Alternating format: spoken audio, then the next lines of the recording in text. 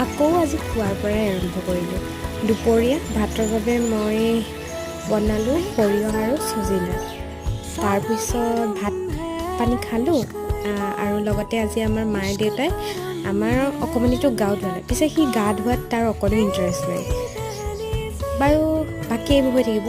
আজি এটা কথা সোধোঁ যে do you aware about non communicable disease?